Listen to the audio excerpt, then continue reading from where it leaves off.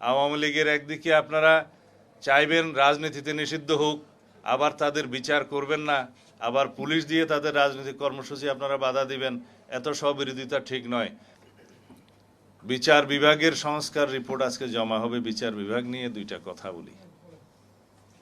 উচ্চ আদালত থেকে অধস্তন আদালত পর্যন্ত সর্বত্র যারা রাতের বেলা কোর্ট বসিয়ে আমাদেরকে গায়েবী মামলায় সাজা প্রদান করা হয়েছে, একজনও কি বাদ গিয়েছে? একজনেরও কি চাকরি গিয়েছে? একজনেরও কি জবাবদিহিতা নিশ্চিত করা গেছে? না। ইনারা এত বেশি স্বাধীন হয়েছে। আমরা বিচার বিভাগের স্বাধীনতা নিশ্চিত করার জন্য অনেক কনস্টিটিউশন রিফরমেশনের প্রস্তাব আমরা দিয়েছি। আমি নিজে হ্যান্ডওভার করেছি দলের পক্ষ থেকে। সেদিনও আলাপ করেছিলাম যে এই বিচার বিভাগকে আমরা এত বেশি স্বাধীনতা দিচ্ছি, কিন্তু জবাবদিহিতার কোনো জায়গা রাখছি না। এই কারণেই বোধহয় অধস্তন আদালতের যে সমস্ত বিচারকরা নিশিরাতে আদালত বসিয়ে বিএনপি সহ বিরোধী দলীয় নেতা কর্মীদেরকে সাজা প্রদান করেছে। আমাকেও দিয়েছে একটা মামলায়, ওখানে আমি শিলং থাকার পরেও কোন কোন মামলায় যেন সাজাপ্রাপ্ত হয়েছে। যদি বাই চান্স দেশে এসে নির্বাচন করতে চাই, যাতে করতে না পারি, উদ্দেশ্য ছিল তাই। হাসিনার অধীনে নির্বাচন করে কে? তারপরেও বিএনপি সহ বিরোধী দলীয় নেতৃবৃন্দদেরকে সাজা নিশ্চিত করেছে এই নিশিরাতে আদালত বসিয়ে। তারা আজকে কোথায় আমরা জানি কে কোথায় আছে। কারো বিরুদ্ধে কি কোনো রকমের কোনো ব্যবস্থা গ্রহণ করা হয়েছে? হয় নাই।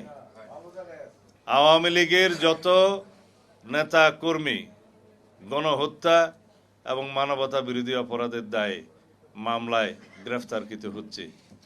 শুনছি 550-র মতো, না 572 জন একটা সংখ্যা দেখলাম, সব জামিনে মুক্ত হয়ে গেছে। কারা দিচ্ছে সেই জামিন? ওই বিচারকরাই দিচ্ছেন।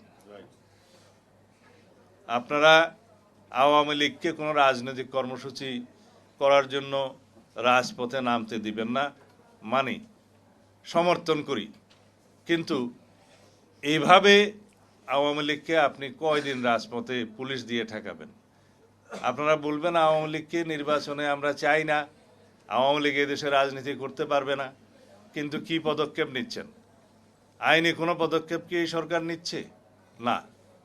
আমরা বলেছিলাম সংবিধানের 47 অনুচ্ছেদ অনুসারে রাজনৈতিক সংগঠন হিসেবে আওয়ামী লীগের বিরুদ্ধে গণহত্যা এবং মানবতা বিরোধী অপরাধের জন্য বিচারের ব্যবস্থা করা হোক, এবং সেই নিরিখে সংশ্লিষ্ট আইন, আন্তর্জাতিক অপরাধ আদালতের আইন সংশোধন করার আমরা দাবি জানিয়েছিলাম, এদেশের মানুষ দাবি জানিয়েছিল। এই সরকার অধ্যাদেশ এবং আইন সংশোধনের জন্য পদক্ষেপ নিয়েছিলেন। হঠাৎ করে তারা ক্যাবিনেট মিটিংয়ে সিদ্ধান্ত নিলেন এটা করা যাবে না। কেন? আওয়ামী লীগের একদিকে আপনারা চাইবেন রাজনীতিতে নিষিদ্ধ হোক, আবার তাদের বিচার করবেন না, আবার পুলিশ দিয়ে তাদের রাজনৈতিক কর্মসূচি আপনারা বাধা দিবেন। এত স্ববিরোধিতা ঠিক নয়।